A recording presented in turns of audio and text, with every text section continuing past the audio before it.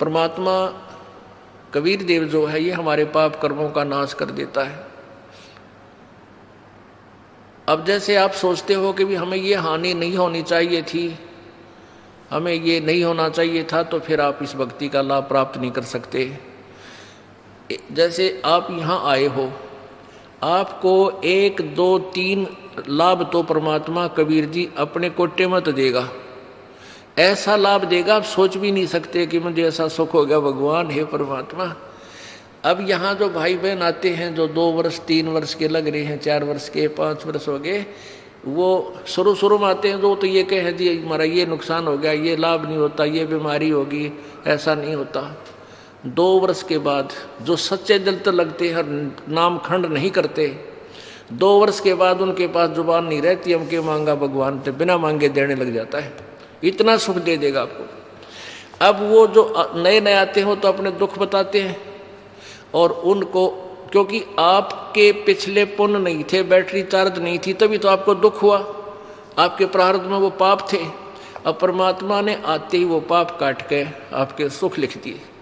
तो अपने कोटे से आपको दिया। फिर आपको कहा जाता है कि बेटा बच्चा बेटी अब तू भक्ति करके अब अपनी कमाई स्वयं कर। 1 2 सुख तो इसलिए दिया जाता है कि ये पहचान लेके भगवान है यहाँ पर,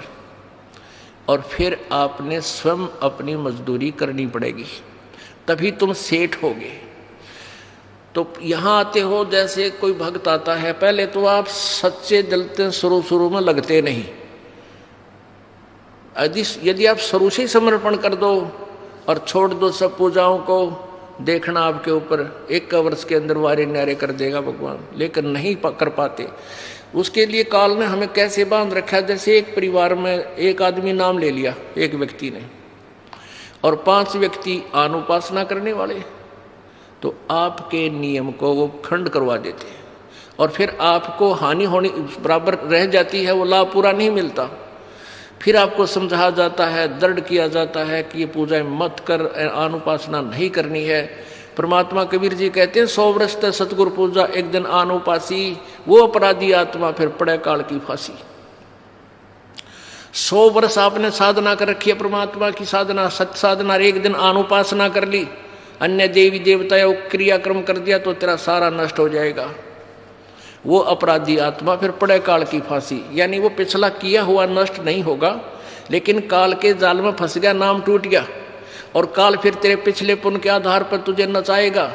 स्वर्ग में देवता बना देगा, ब्रह्मा विष्णु महेश बना देगा, पदवी दे देगा, फिर आपकी मलाई जो बैटरी डिस्चार्ज हो जाएगी, फिर गधे की योनि दे देगा, यानी काल की फांसी में फिर रह गया। तो ये साधनाएं आपने जो हम बताते हैं शुरू में ही, प्रारंभ से ही दृढ़ निश्चय करके आओ, और सब आप अनुपासना को और सब मर्यादा जो आप हमारे नियम को भंग करती हैं, इनको तुरंत त्याग दो,